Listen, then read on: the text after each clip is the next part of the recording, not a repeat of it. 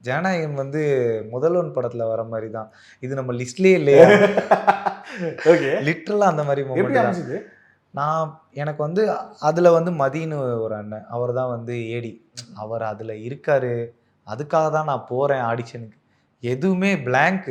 ஒரு நாள் அவர்ட்ட இருந்து எனக்கு ஒரு ஃபோன் மதி அண்ணன்ட்ட இருந்து, உன் கரண்ட் லுக் ஃபோட்டோ அனுப்பு அப்படின்னாரு. அதோட அனுப்பிச்சு விட்டேன். விட்டுட்டேன் அதோட. விட்டுட்டு அதுக்கப்புறம் ஒரு 2 மந்த்ஸ் போச்சு. போனதுக்கப்புறம் டேய் ஒரு ஆடிஷன் இருக்கும். வந்து குடுத்துரு. அப்போ வந்து சுத்தமா இந்த டாக்கே கிடையாது. ஓகே. விஜய் விஜய் சாரும், சாரோட வினோத் எக்ஸ்பெரிமெண்ட் சாரும் பண்ண பண்றாங்க. போறாரு. அந்த காம்பினேஷனோட டாக் ஒரு சின்ன ஒரு பஸ் கூட கிடையாது. அப்ப டாக் ஃபுல்லா இருந்தது வினோத் சாரும், கமல் சாரும் பண்றாங்க.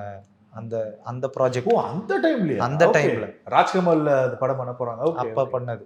ஸோ அதுக்கு நான் வந்து முதலே ஒரு ஆடிஷன் குடுத்திருந்தேன். ஆனா திரும்பி வந்து இது பண்ணோனே, இவர் வந்து எச் வினோத் சார்ட்ட வந்து ஒர்க் பண்றாருன்றது எனக்கு தெரியும். கமல் ப்ராஜெக்ட்ன்ற மைண்ட்ல தான் நானும் இருந்தேன். ஸோ ஃபோட்டோ கேட்டாரு. ஃபோட்டோ அனுப்பிச்சு விட்டேன். அப்புறமேட்டு ஒரு 2 மந்த்ஸ் கழிச்சு, "டேய் ஒரு ஆடிஷன் இருக்கும் வந்துரு" அப்படின்னு சொல்லி சொன்னாரு. அதோட ஆடிஷனா, "ஓகேண்ணே கண்டிப்பா வந்துடுறேன்." "டேய் முடிஞ்ச அளவு நீ அந்த ஃபோட்டோல எப்படி இருக்கியோ, எனக்கு அதே லுக் அதே ஷர்ட்ல வரணும்" அப்படின்ட்டாரு. ஓகே. நான் வந்து வந்துட்டேன். அப்போ ஊர்ல இருந்தேன். ஆடிஷன் நாளைக்கு சொன்னோனே, இங்க வந்துட்டேன் சென்னைக்கு. அந்த ஷர்ட்ட எடுத்துட்டு வரல. அதோட வந்து இன்னைக்கு வந்துட்டேன். நாளைக்கு காலையில எனக்கு ஆடிஷனு. ஸோ என்ன பண்ணேன், அங்க ஊர்ல இருந்து அந்த ஷர்ட்ட கொரியர் போட்டு விட சொன்னேன் இன்னைக்கு நைட்டுக்கு.